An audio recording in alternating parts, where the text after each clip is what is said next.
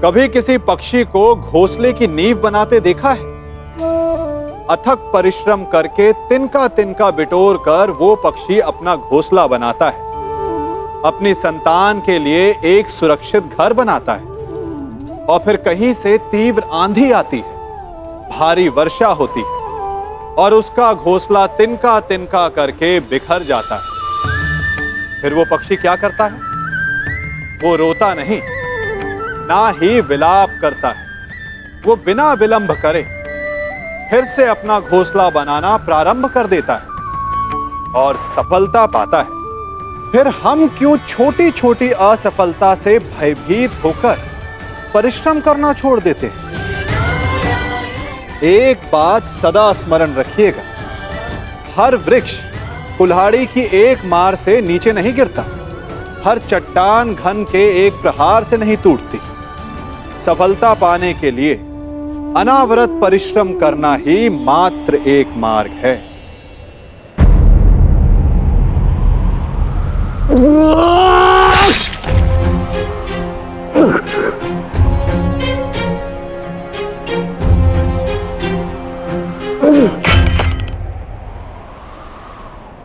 तो क्या ये आपका न्याय है? क्या इसीलिए आप मुझे मोरपंख हो जाने के लिए कह रहे थे? उत्तर दीजिए, उत्तर दीजिए, उत्तर दीजिए, उत्तर दीजिए, उत्तर दीजिए।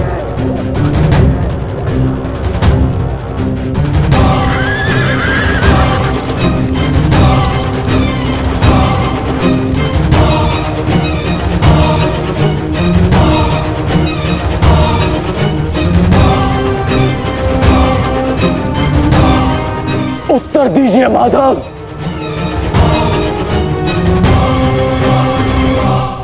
उत्तर बहुत लंबा है कर्ण, और समय बहुत कम।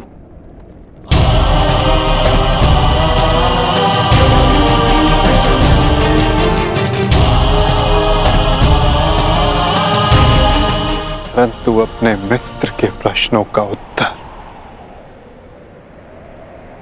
मैं अवश्य दूंगा।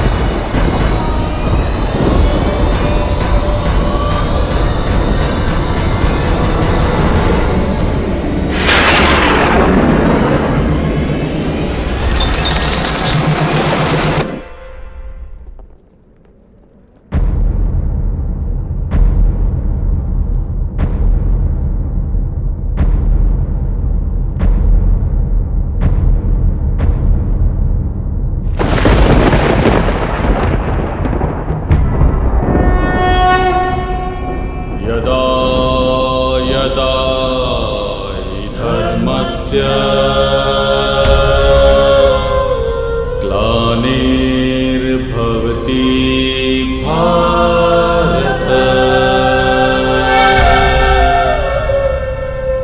अभ्युत्थानम् अधर्मस्य तदात्मानं सृजाम्यहम्।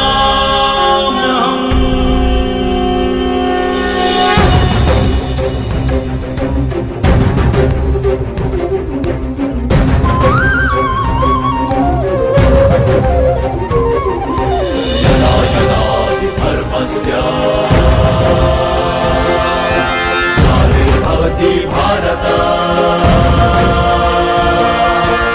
अभ्युत्थानम् अधर्मस्य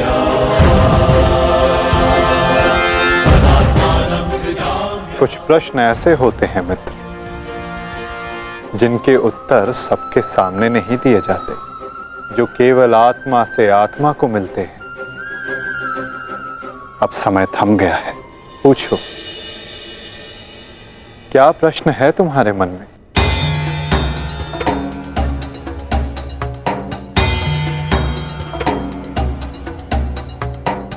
आप तो सारथी हैं ना, अपने रथी का मन पढ़ लेते हैं, तो पढ़ लीजिए। मैं पहले भी कह चुका हूं मित्र, मुझे तुम्हारे मुख से सुनना अच्छा लगता है। तो सुनिए, बताइए माधव, ऐसा क्यों होता है कि जो परिवर्तन की चाह रखता है उसे समाज का क्रोध क्यों सहना पड़ता है? समय तो स्वयं बदलता है ना, तो वो परिवर्तन का विरोध क्यों करता है? परिवर्तित होना समय की प्रकृति है मित्र,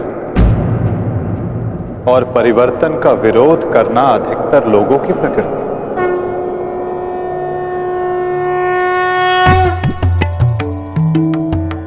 परिवर्तन के कारण मनुष्य को अस्थिर होना पड़ता है, और यही अस्थिरता मनुष्य को पीड़ा देती है मित्र। इसी कारण समाज परिवर्तन के विरुद्ध खड़ा होता है, परिवर्तन करने वालों को पीड़ा देता है ताकि वो परिवर्तन के मार्ग से हट जाए। तो क्या इस विरोध के फलस्वरूप समाज को अधिकार है कि वो एक अबोध की हत्या करे? क्या दोष था मेरे भाई शौनक? यही कि उसने वेद पाठ किया, उसके लिए उसके मुख में पिघला स्वर्ण भर दिया गया।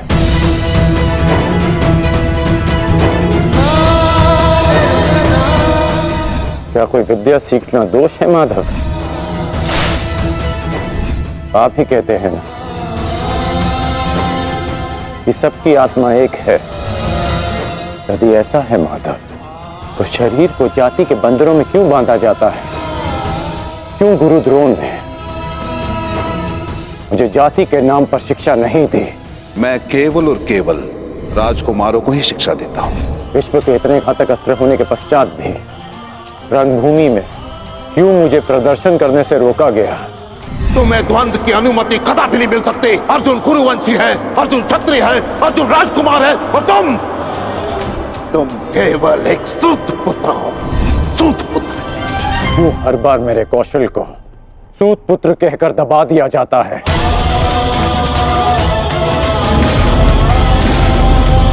ठहरो, मैं एक सूत पुत्र से विवाह नहीं करूंगी। बताइए माधव, क्यों होता है मेरे साथ ऐसा?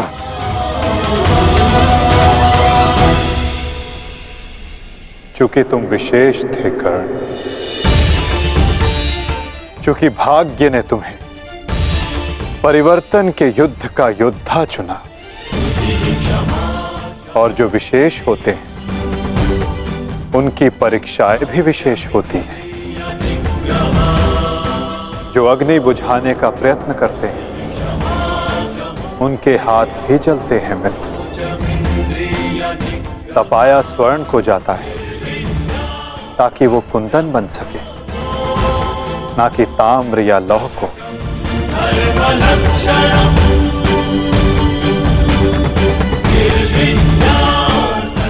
मेरी दृष्टि से देखो मित्र, आज तुमसे बड़ा पराक्रमी, तुमसे बड़ा शूरवीर और कोई नहीं मेरी दृष्टि में। अर्जुन भी नहीं मित्र। परिवर्तन की चिंगारी जो तुमने संसार में लगाई है मित्र, वो एक दिन सूर्य बनकर समस्त संसार को अलौकित करेगी, संसार को आशा देगी। परंतु मेरे जीवन में आशा की किरण आप थे माधव। आप मेरी प्रेरणा थे। फिर क्यों अन्याय किया आपने मेरे साथ? आप तो जानते थे ना कि मैं सूत पुत्र नहीं हूं। फिर क्यों सदा मेरे और अर्जुन के द्वंद्व को रोका आपने? और आज भी युद्ध भूमि से दूर मुझे आप यहां ले आए। क्यों धर्म के रथ पर बैठकर आपने अधर्म का बाण चलाया? क्यों माधव?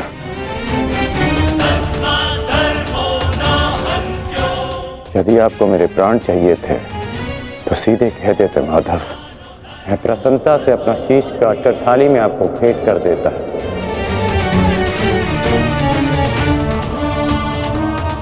क्यों ये छल किया आपने? जब मैं रथ विहीन था तो क्यों मुझ पर प्रहार करवाया? क्या ये धर्म स्थापना है? क्या ये आपके अवतार का उद्देश्य है? बोलिए माधव।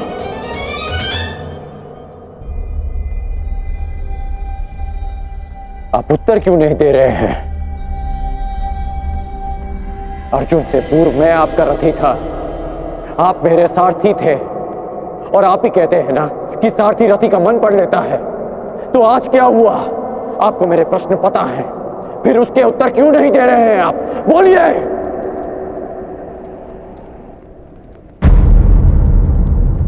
सारथी और रथी भिन्न कहां होते हैं राधे? वो दोनों तो एक अंग होते हैं। जब एक सारथी अपने रथी के मन में उठने वाले प्रश्नों को समझ जाता है, तो क्या रथी को अपने प्रश्नों का उत्तर अभी तक नहीं मिला? मैं परशुराम तुम्हें श्राप देता हूं।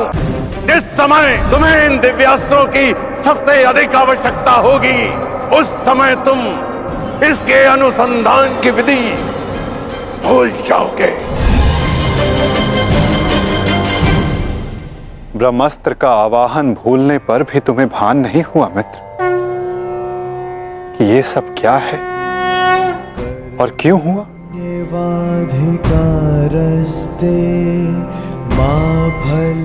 तुम्हें यहाँ खींच कर लाना मेरी विवशता थी मित्र।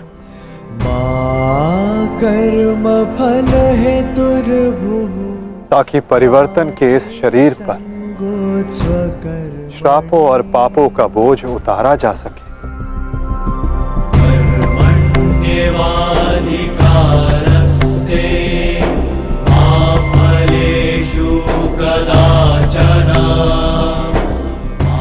तुम्हारे रथ का चक्का पहली बार नहीं फंसा है कर्ण। स्मरण है पहली बार तुम्हारे रथ का चक्का कहां फंसा था?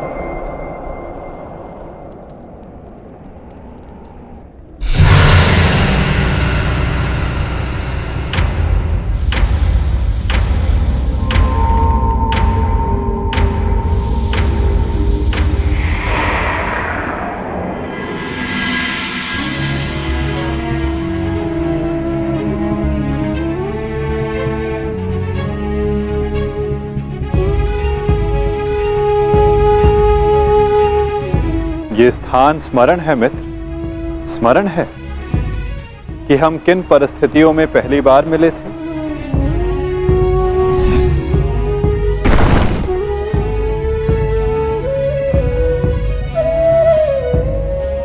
वर्तमान के कर्म भविष्य में फलदायी होते हैं अंगराज। कोई ऐसा कार्य मत करना कि भविष्य पीड़ादायी हो। कर्म मनुष्य के मार्ग चुनने से निश्चित होता है अंगराज। प्रश्न ये करना चाहिए कि मार्ग कौन सा चुना जाए, क्योंकि लक्ष्य उत्तम होने पर भी यदि मार्ग अनुचित हो तो लक्ष्य प्राप्ति असंभव है।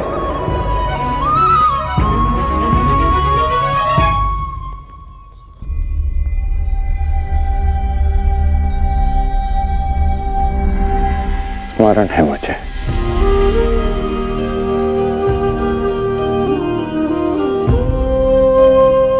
मैं प्रारब्ध बदलना चाहता था मित्र, किंतु दुर्भाग्य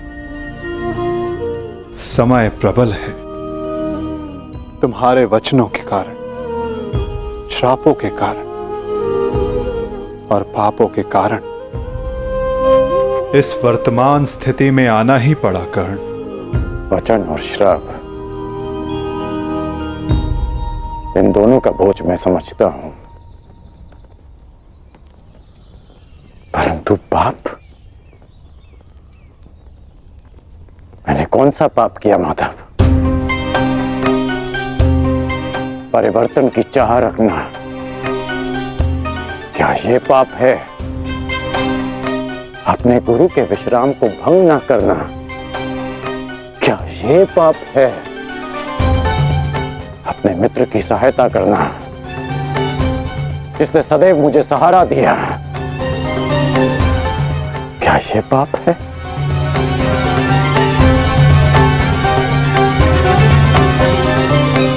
मौन क्यों हैं आप? बताइए। मौन, यही मौन तुम्हारा पाप था मित्र। तुम्हारी चुप्पी तुम्हारा अपराध था। पांचाली के वस्त्र हरण पर तुम्हारे शस्त्रों का मौन रहना अपराध था मित्र। होश में आओ दुर्योधन, तुम्हारा प्रतिशोध पूर्ण हुआ, मत करो यह अनर्थ। प्रतिशोध तो अभी आरंभ हुआ है मित्र, और अब इसके मध्य में तुम्हें भी नहीं आने दूंगा।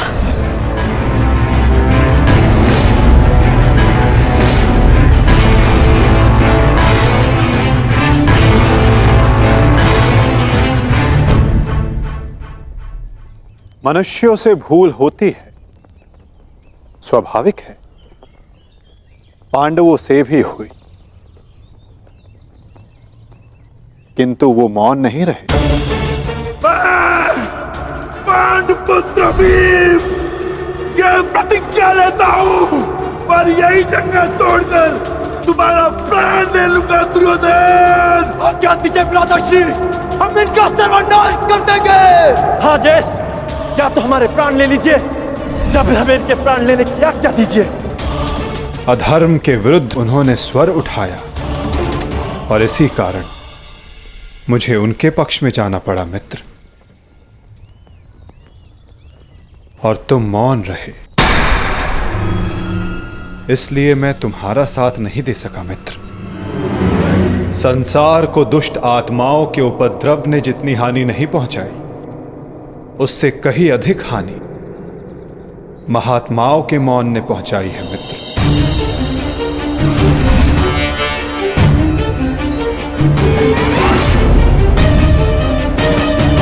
अभिमन्यु के वध पर तुम्हारा मौन पाप था मित्र।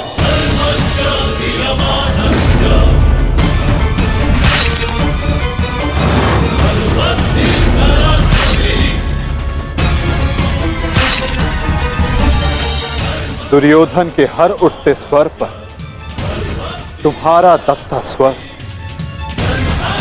अन्याय था।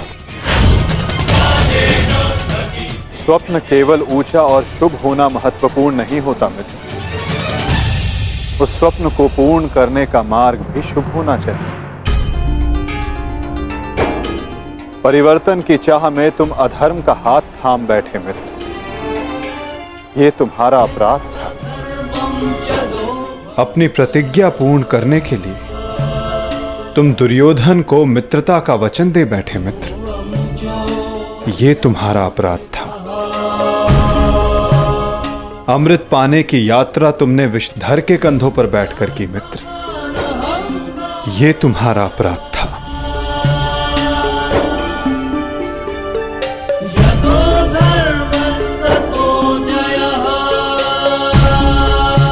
समय बहुत कम मनुष्यों को संकेत देता है कि उनका चुना गया मार्ग अनुचित है। मैंने भी तुम्हें कई बार संकेत देने का प्रयास किया मित्र,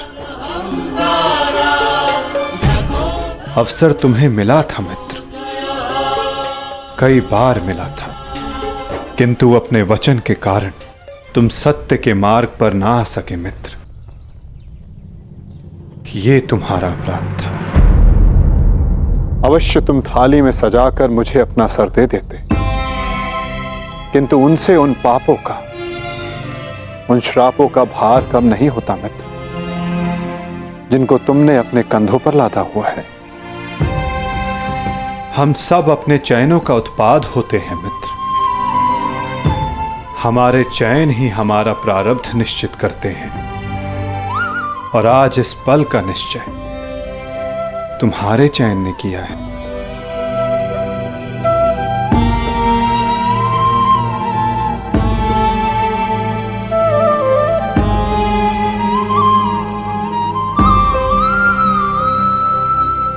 और मुझे देखो मित्र, मित्र के रूप में मैंने तुम्हारा चयन किया। इस कारण इस पीड़ा का भागीदार मैं भी बन रहा हूं। मैं तुम्हें सदा शांति देना चाहता था मित्र, तुम्हें इस जन्म में हर पाप से मुक्त कर देना चाहता था मित्र। इसलिए मैं तुम्हें यहां खींच कर लाया।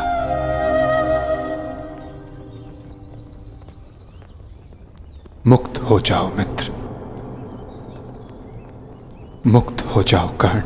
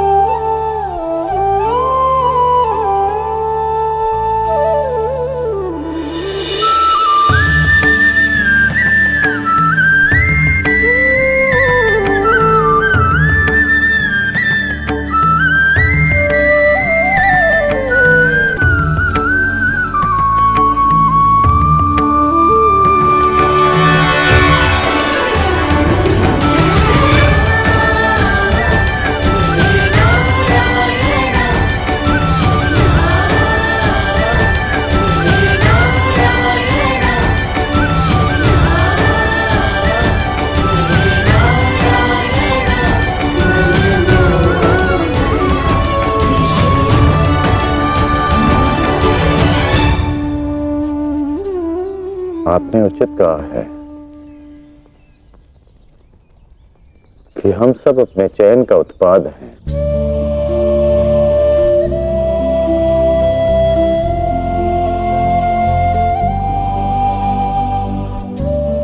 मेरा ये घाव भी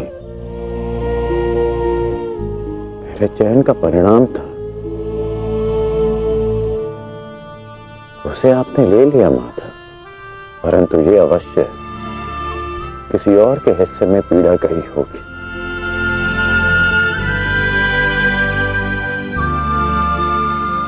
ये पीड़ा किसके हिस्से में गई होगी माता? उसे जो नहीं चाहता कि किसी और को पीड़ा सहनी पड़े। पीड़ा को टाला नहीं जा सकता मित्र, किंतु बांटा अवश्य जा सकता है। एक मित्र ही मित्र की पीड़ा बांटता है।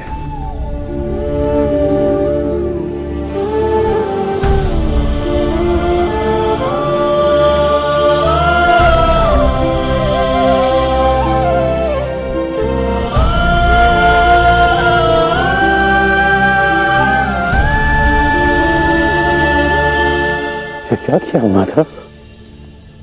ये क्यों किया आपने? तुम उस राजसभा को भूल गए मित्र, भूल गए कि ये युद्ध मैं ही हूं, और इस युद्ध में चलने वाला अस्त्र और शस्त्र भी मैं ही हूं मित्र। उन शस्त्रों से लगने वाला घाव भी मैं हूं, और उन घाव का उपचार भी मैं हूं। इस युद्ध में विजयी होने वाला मैं हूं, और मृत्यु का आलिंगन करने वाला भी मैं ही हूं मित्र।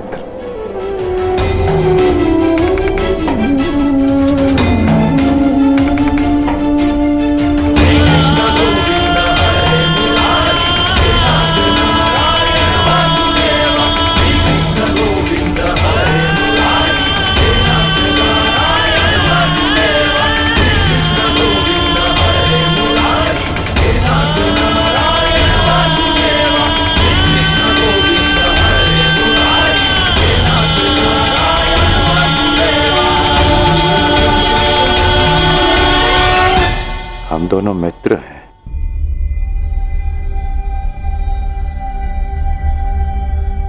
इस लोक को छोड़ने से पूर्व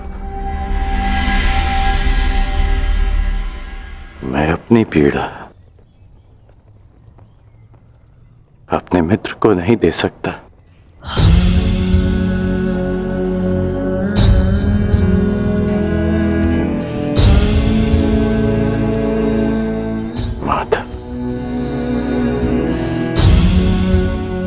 मेरे जीवन रथ को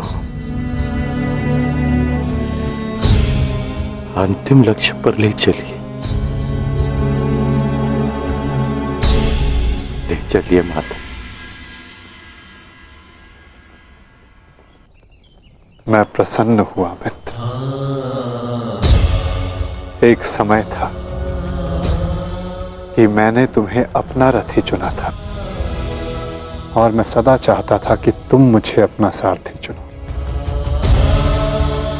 अंतिम क्षणों में ही सही, किंतु आज तुमने मुझे अपना सारथी चुना मित्र। आओ मित्र, तुम्हें तुम्हारे लक्ष्य पर ले चलता हूं। सूर्यास्त होने से पूर्व तुम्हें वहां पहुंचना है और विश्राम करना है मित्र।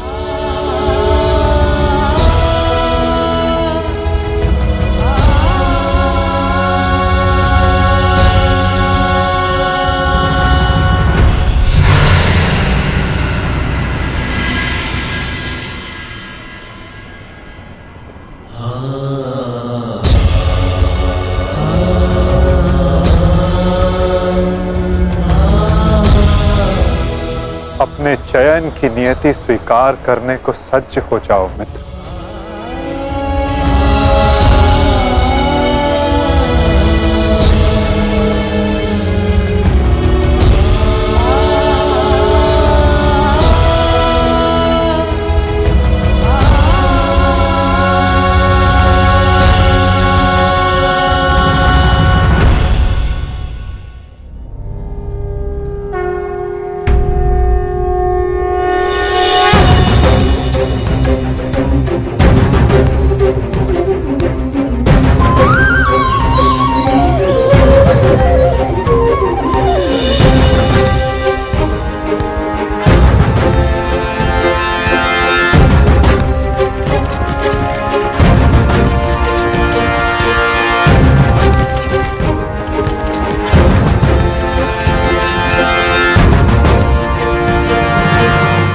मुक्त करो अंगराज को पार्थ।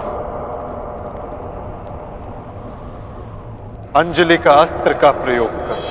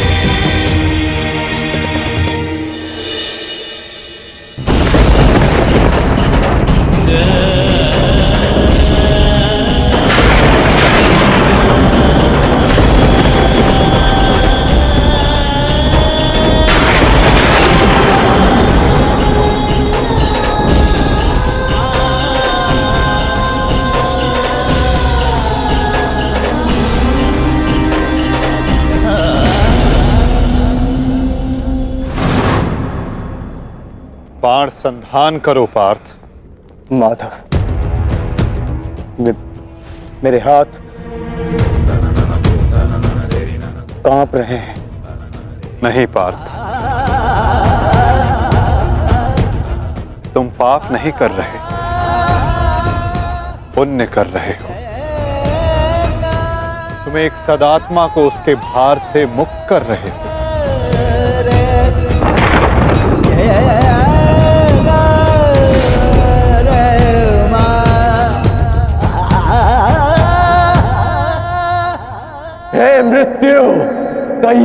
यदि तू आने को प्रसन्न मुखा, द्वार खुला है, तेरा स्वागत प्रसन्न मुखा।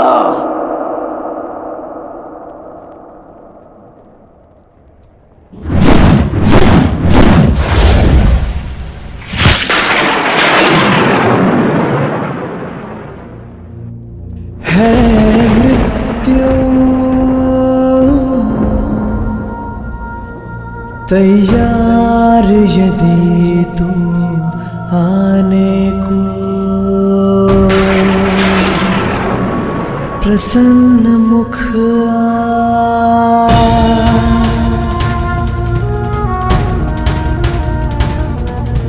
द्वार खुला है, तेरा स्वागत वीर खड़ा द्वारे अभयागत। द्वार खुला है, तेरा स्वागत वीर खड़ा द्वारे अभयागत।